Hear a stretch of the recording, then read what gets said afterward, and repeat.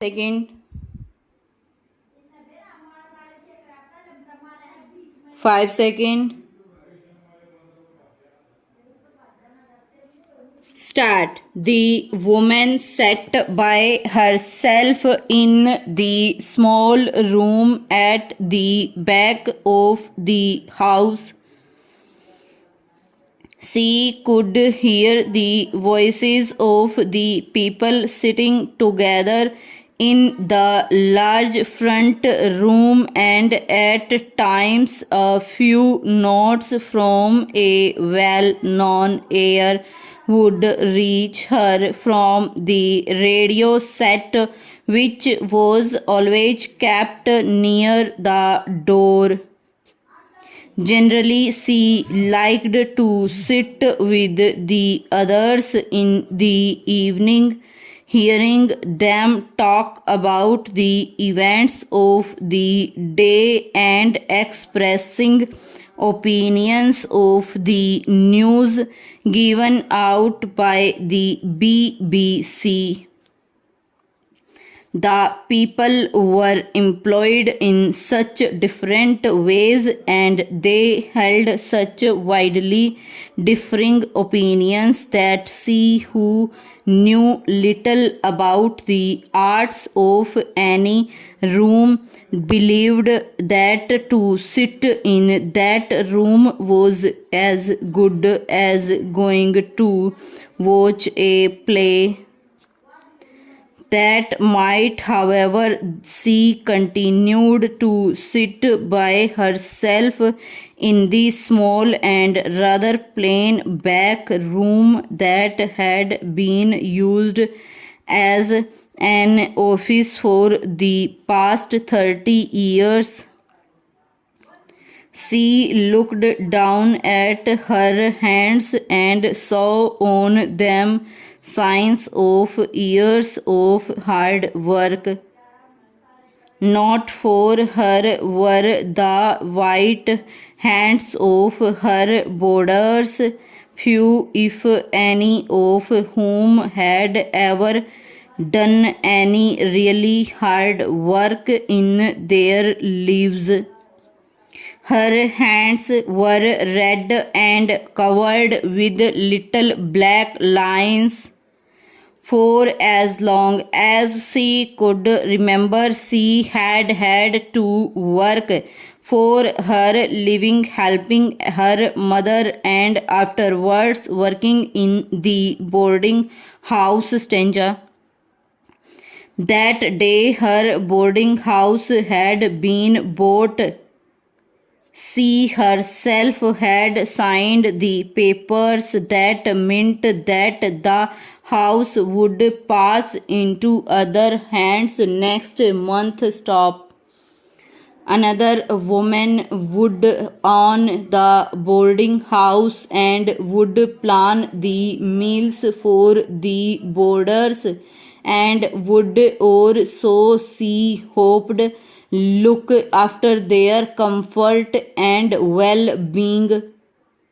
Nor had she any right to be upset about this, because she herself had put the house up for sale with the announcement, "A business for sale in good running order. The owner is willing to consider the sale at a reasonable price of the boarding house known as High View. It faces the sea and has room for 25 boarders. An interesting and profitable business for anyone willing to work." Stanza. There were, it seemed, many people willing to work, for letters had been received from interested parties all over the country, and she had been successful in selling the boarding house to a young woman who would, she thought, run it on the same lines as she herself had done. Stanza. Again she looked down at her red and hard-worked hands. For her the days of hard work were over, for the sale had brought her a good round sum of money on which she could live peacefully for the rest of her days on earth without doing any work at all.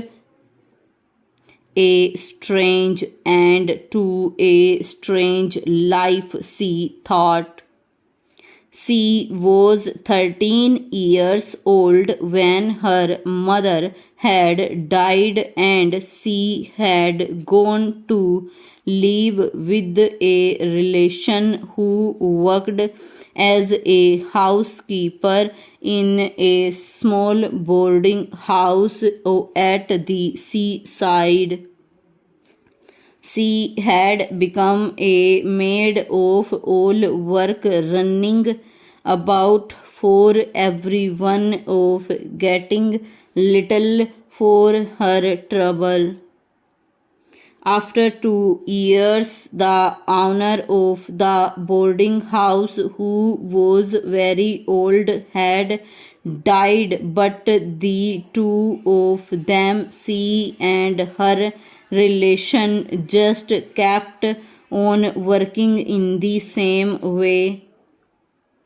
It appeared that no one was particularly interested in the old woman who had died, and they had found it possible to buy the house for such a small sum that with the money paid by the boarders they were easily able to make the necessary monthly payments.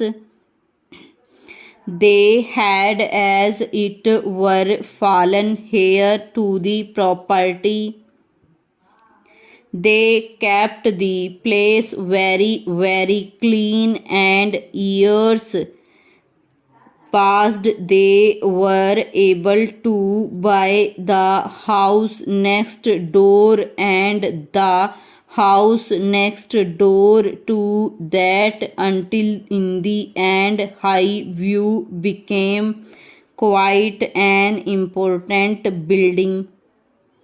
The property had become her own 15 years ago.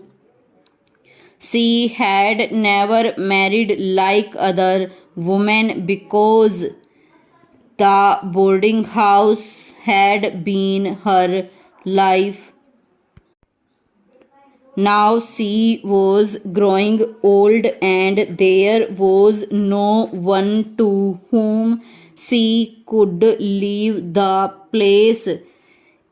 It was better sold to a young woman who would love it as she had done, and would take good care of the boarders. The voice of the BBC announcer reached her, and that, he said, is the end of the news. Stop.